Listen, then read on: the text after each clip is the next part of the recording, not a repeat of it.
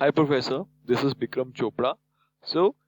Here I am to demonstrate about the assignment 3 of Information and Coding Standards. That is regarding creating the console application and web application for JWT authentication. So, to start with, I'm here with the part 1. First of all, part 1 is basically to create a console application for JWT. So I would like to tell you about first of all about the console application. It is a C sharp application that takes input and display output at command line console. And about the JWT, basically, if you know about like JWT, that it is a JSON web token. So it is encoded as a JSON object that is digitally signed using JSON web signature. So basically, it is used to securely transmit the information from from the server to the end user. Now, coming to its structure and how we have written the code for this. So basically, a token consists of three parts majorly.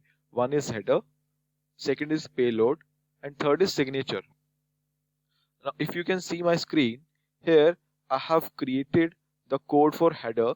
So I would like to explain you all a bit about so that we can understand what basically all these code are doing. So header typically consists of two parts: the type of token and like which is JWT, and the hashtag algorithm that is used, such as in this case it is HS256. So if you can see here. Now coming to the next is payload part. So in payload part, if you can see here, so payload part is which contains the claims. So claims are the statements about an entity. It consists of the email, birth date, or unique ID, or any name, admin details. So these kind of details are basically consist in payload.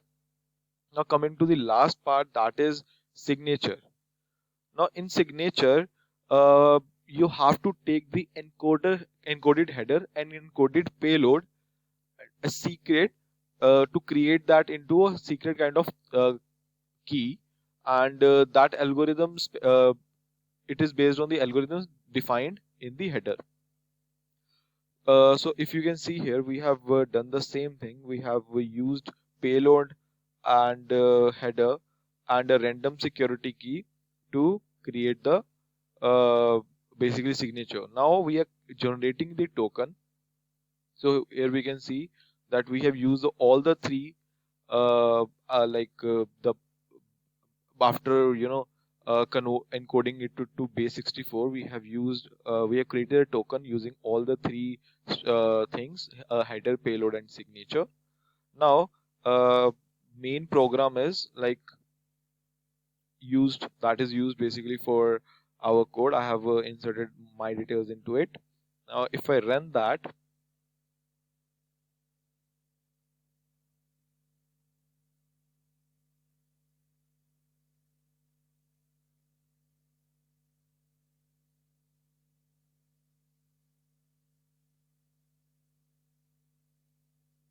so it is taking a bit time to run because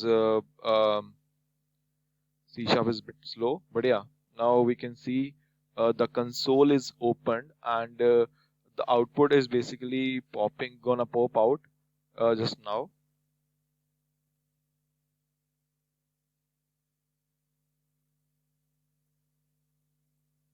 So we're gonna see the token value here. What we as we know that we have just generated a token, so we're gonna see that particular value into this console.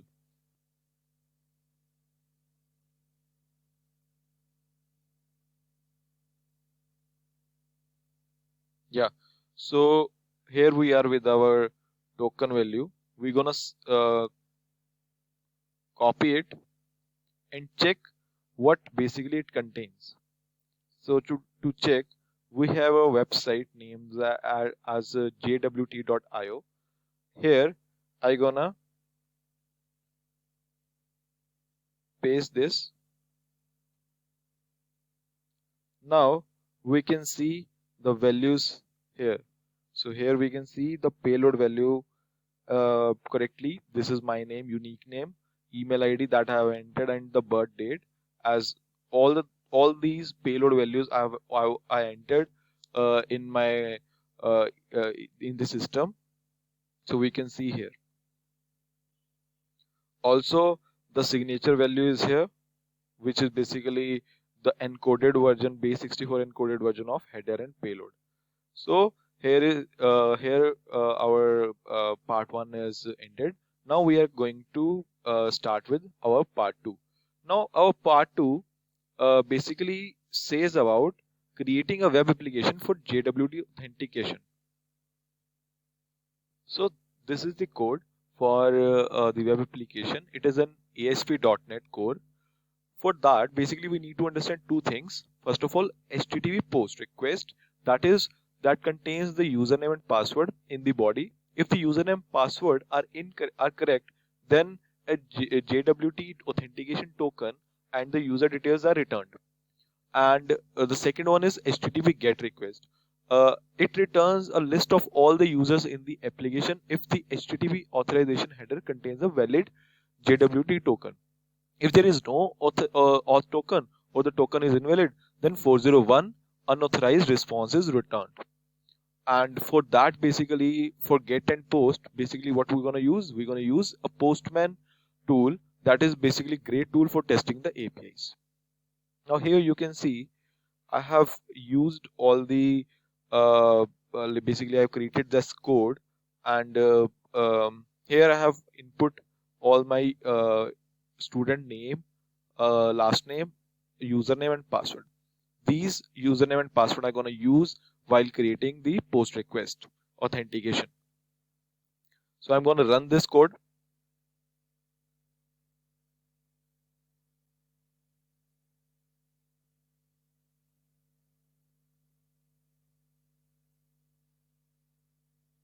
So now we can see after this after the running, we can see that the HTTP error 401 is displaying on the local host.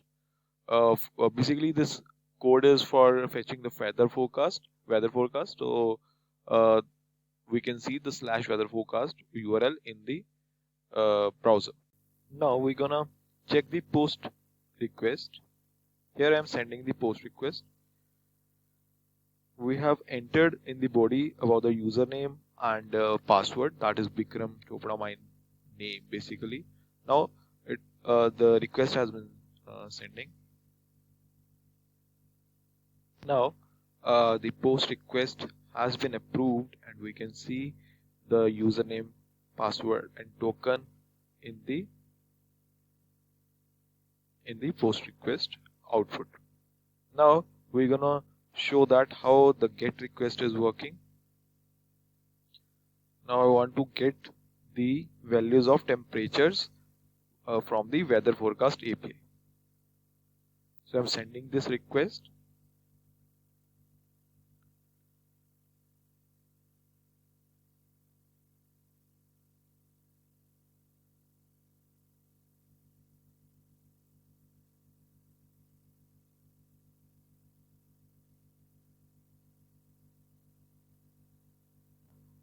And here we get this output.